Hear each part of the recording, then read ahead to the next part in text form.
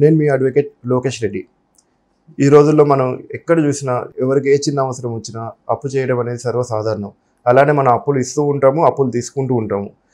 అయితే అప్పు ఇచ్చినప్పుడు బాగానే ఉంటుంది కానీ అప్పు మళ్ళీ రికవరీ చేసే క్రమంలో చాలామంది చాలా ఇబ్బందులు పడుతూ ఉంటారు.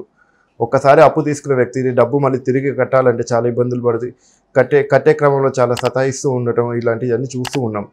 ఈ ఏ సివిల్ కోర్టులో చూసినా సరే ఈ మనీ రికవరీ సూట్లు చాలా కాలం నుంచి పెండింగ్ ఉంటూ 2015, 2016 కేసులు కూడా ఇంకా పెండింగ్ ఉంటూ ఉన్నాయి.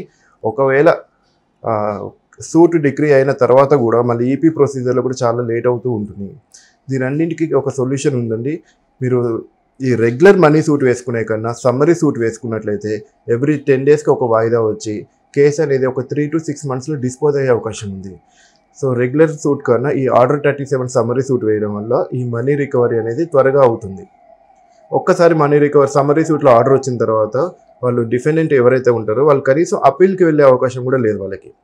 ఖచ్చితంగా వెంటనే ఈపీ వేసుకుంటే మళ్ళీ ఈపీ ప్రొసీజర్ కూడా ఒక 3 to 6 మంత్స్లో డిస్పోజ్ అయ్యే అవకాశం ఉంది.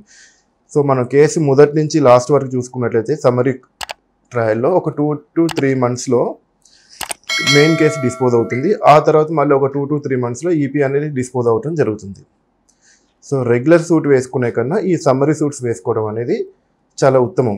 అయితే ఈ సమ్మరీ సూట్ ఎలాంటి కేసెస్లో వేసుకోవచ్చు, ఎప్పుడు వేసుకోవచ్చు, ఎవరు వేసుకోవచ్చు, ఎలాంటి డాక్యుమెంట్స్ కావాలి అని చూసుకున్నట్లయితే ఒక ప్రామిసరీ నోటు కానీ లేకపోతే డిజానర్ అయిన చెక్ కానీ ఎవరైనా మీకు డబ్బు ఇవ్వాల్సి వచ్చి మీకు చెక్ ఇచ్చినట్లయితే ఆ చెక్ బౌన్స్ అయితే ప్యారలల్గా మనం ఎస్టీసీ అనే క్రిమినల్ కేసు వేస్తాము.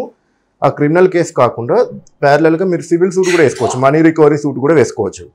ఈ మనీ రికవరీ సూట్లో మీరు రెగ్యులర్ సూట్ బదులు సమ్మరీ సూట్ వేసినట్లయితే మీకు అమౌంట్ స్పీడ్గా వచ్చే అవకాశం ఉంది.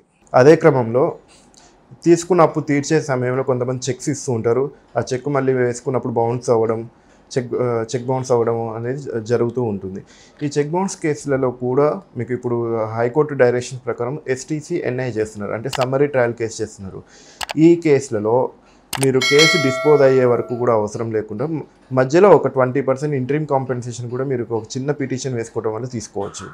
జనరల్గా జరిగే ఈ money recovery and check bounce కేసులలో రెగ్యులర్ ప్రాసెస్ కన్నా సమ్మరీ ట్రయల్ ద్వారా సమ్మరీ సూట్ ఫైల్ చేయడం వల్ల మీకు చాలా కోర్టు టైం సేవ్ అవుతుంది అండ్ మీకు కూడా టైం సేవ్ అవుతుంది అండ్ మీకు లీగల్ ఎక్స్పెన్సెస్ కూడా చాలా తక్కువ. సో అందరికీ నేను చెప్పేది ఏంటంటే రెగ్యులర్ సూట్ వేసే బదులు మీరు సమ్మరీ సూట్ వేసుకోండి మనీ రికవరీ కోసం.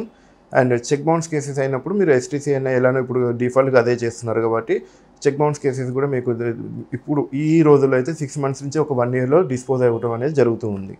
ఈ చెక్ బౌన్స్ కేసులలో ఒక ఇంట్రీమ్ అప్లికేషన్ వేసుకోవడం వల్ల చెక్ అమౌంట్లో 20% అమౌంట్ అనేది ఫస్ట్ ఒక వితిన్ 3 months 90 daysలోనే మనకి వితిన్ 20% పే చేయమని కోర్టు ఆర్డర్ ఇస్తుంది అన్నట్లు.